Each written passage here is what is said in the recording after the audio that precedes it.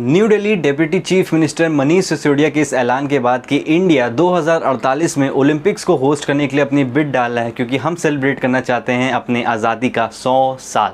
तो इस न्यूज़ के बाद काफ़ी तेज़ी से ये टॉपिक्स उठे हैं कि अभी तक इंडिया ने ओलंपिक्स को ऑर्गेनाइज़ क्यों नहीं करवाया है, और अगर इंडिया ओलंपिक्स को ऑर्गेनाइज़ करती है तो क्या क्या फ़ायदे हम लोग की कंट्री को और न्यू दिल्ली को मिल सकते हैं। तो आज इस वीडियो में इन्हीं दोनों टॉपिक्स को कवर करने वाला हूँ। तो चलिए वीडियो को जल्दी से शुरू करते हैं। इंडिया का ओलंपिक्स ना होस्ट कराने का जो सबसे बड़ा रीज़न है वो है मनी फैक्टर, यानी कि फाइनेंशियल प्रॉब्लम्स।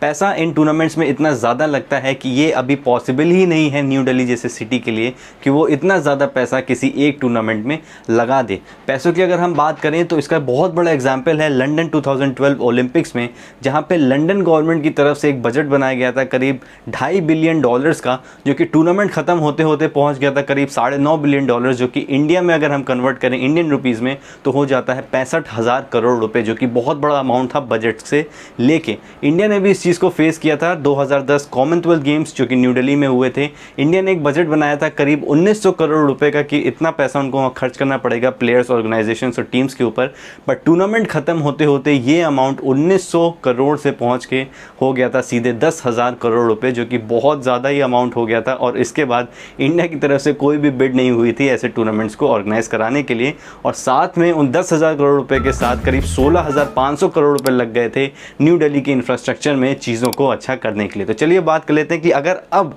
इंडिया ओलंपिक्स को होस्ट करती है तो क्या क्या फ़ायदे हम लोग को देखने के लिए मिल सकते हैं। एक जो बहुत बड़ा रीज़न है इंडिया में ओलंपिक्स कराने का वो है कि न्यू दिल्ली को मिल जाएगा एक नया चेहरा।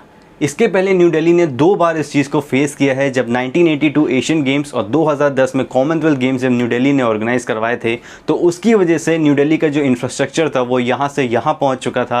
रोड्स बनने लगी थी, फ्लाईओवर्स बनने लगे थे, एयरपोर्ट का डेवलपमेंट हो गया था, बड़े बड़े स्टेडियम्स बन रहे थे स्पोर्ट्स के, जिसकी वजह से जो छोटे बच्चे थे, जो वहाँ के प्लेयर्स थे, उनको बहुत ज़्यादा सपोर्ट मिला, उनको बहुत ज़्यादा हेल्प हुई।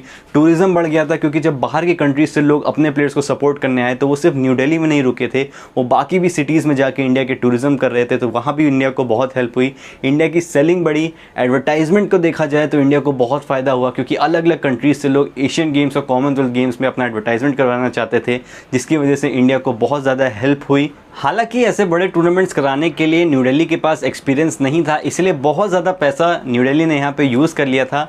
बट इन टूर्नामेंट की वजह से जो ग्रोथ मिलना शुरू हुई थी न्यू दिल्ली को, वो आज भी देखी जा सकती है। इंफ्रास्ट्रक्चर, बिजनेस, टूरिज्म के अलावा जो एक बहुत बड़ा एडवांटेज हो सकता है अगर इंडिया ओलंपिक्स को होस्ट कराता है, तो वो है हमारे प्लेयर्स की परफॉर्मेंस।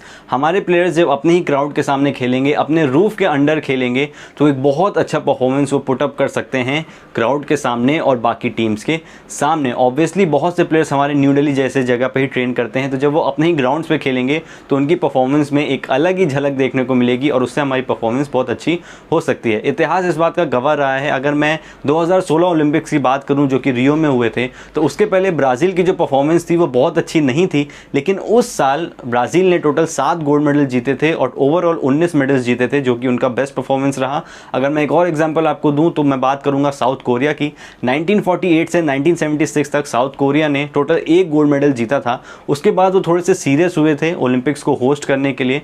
जब 1988 में फाइनली साउथ कोरिया ने ओलंपिक्स को होस्ट कराया, तो उस साल साउथ कोरिया ने टोटल 12 गोल्ड मेडल्स जीते थे और ओवरऑल 33 मेडल्स जीते थे, जिसके बाद उन्होंने इस ग्रोथ को कंटिन्यू रखा और अपनी मेडल टैली को आज भी वो मेंटेन करके रखते हैं। तो ये एक बहुत बड़ा रीज़न हो सकता है, बहुत बड़ा फैक्टर हो सकता है। अगर हमारे कंट्री में ही ओलंपिक होता है तो हमारी क्राउड जो प्लेयर्स को सपोर्ट करेगी, उससे उनकी परफॉर्मेंस को बहुत बूस्ट मिल सकता है। हालांकि अभी ओलंपिक्स नहीं होने वाले हैं ऑब्वियसली, तो मैं ये नहीं कह रहा हूँ कि हम लोग उस टाइम का वेट करें अपनी परफॉर्मेंस को अच्छा करने के लिए।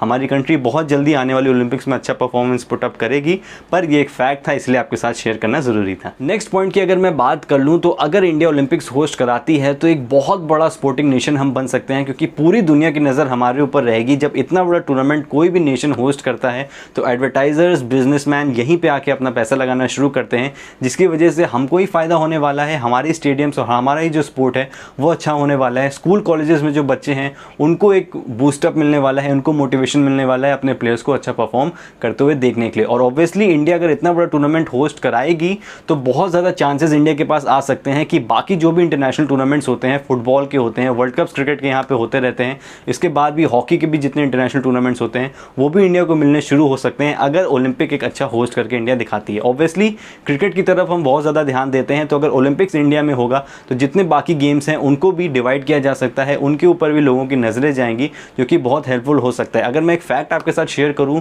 तो 2016 रियो ओलंपिक्स के बैडमिंटन वुमेन्स फाइनल में जब पीवी सिंधु ने उस मैच को खेला था तो उस वीडियो पे, उस पर्टिकुलर मैच के वीडियो पे बहुत ज़्यादा व्यू रहे थे और comparing to all other badminton videos बहुत अच्छे रैंक पे रहा है वो वीडियो, क्योंकि वहाँ पे एक इंडियन वुमेन पार्टिसिपेट कर रही थी। तो इंडिया का जो एक पैशन है गेम्स की तरफ वो इतना ज़्यादा था कि उस वीडियो को इतना ज़्यादा सपोर्ट मिला। अगर मैं अपनी तरफ से एक फैक्ट ऐड करूं तो आप यूट्यूब पे Australian cricket board, England cricket board, इनके यूट्यूब चैनल्स पे चले जाना, आप देखोगे इंडिया के जो वहाँ पे उन्होंने मैचेस अपलोड किए हैं सबसे ज़्यादा व्यू उसी पे हैं, क्योंकि हम इतने पैशनेट रहते हैं अपने प्लेयर्स को देखने और सपोर्ट करने के लिए कि बाकी कंट्रीज़ की भी हेल्प यहाँ पर होती रहती है। तो इस पॉइंट ऑफ व्यू से भी बहुत इंपॉर्टेंट होने वाला है अगर हम ओलंपिक्स को होस्ट करेंगे तो।